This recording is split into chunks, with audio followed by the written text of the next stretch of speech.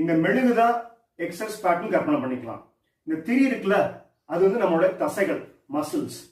இந்த மசில் ஸ்ட்ராங்கா இருந்து நமக்கு போதிய அளவு மசில் மாஸ் இருந்தாதான் இந்த ஃபேட்டை நம்ம பர்ன் பண்ண முடியும். நாம தேர்ந்தெடுக்கிற எக்ஸசைஸ் இன்டென்சிட்டியை பொறுத்து தான் இந்த தீயை எரிய ஆரம்பிக்கும். அப்படின்னா என்ன, அந்த எக்ஸசைஸ் இன்டென்சிட்டியை பொறுத்து தான் அந்த ஃபேட் பர்னிங் அளவும் தீர்மானிக்கப்படுது. நாம தேர்ந்தெடுக்கிற எக்ஸசைஸ் இன்டென்சிட்டி நல்லா இருந்துச்சுன்னா எக்ஸசைஸ் பண்ணும்போது ஃபேட் பர்னிங் நடக்கும்.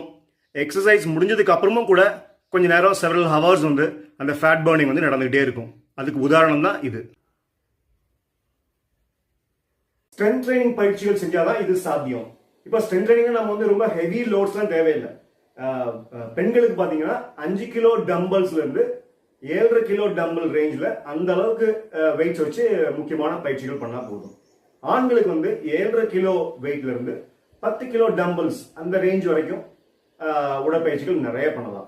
இந்த ரேஞ்ச் ஆஃப் டம்பல்ஸ் வச்சு நம்ம வெயிட் லிஃப்டிங் பண்றப்போ நம்ம உடல் எடையை தூக்குற மாதிரி பயிற்சிகள் நிறைய பண்ணணும். உதாரணத்துக்கு squats, lunges, bending and raising with overhead lift, இந்த மாதிரி ஆக்டிவிட்டிஸ்லாம். அடுத்து வந்து இந்த ஒர்க் அவுட்லாம் ஃபாஸ்டா முடிக்க ட்ரை பண்ணணும். ஒவ்வொரு பயிற்சிக்கு நடுவில் ரெஸ்ட் கம்மியா எடுக்கணும்.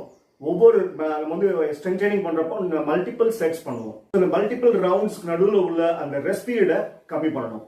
இந்த மாதிரி பண்றப்ப தான் நம்மளுக்கு ஃபெட்டிக் ரெசிஸ்டன்ஸ் டெவலப் ஆகும். அந்த ஃபெட்டிக் ரெசிஸ்டன்ஸ் நம்ம அதிகரிக்க நம்ம ஃபேட் பர்னிங் எஃபிஷியன்சி அதிகமாகிட்டே போகும். நம்மளுக்கு உடற்பயிற்சி பற்றிய தகவல்கள் வந்து சமூக வலைதளங்களை கொட்டி கிடக்குது.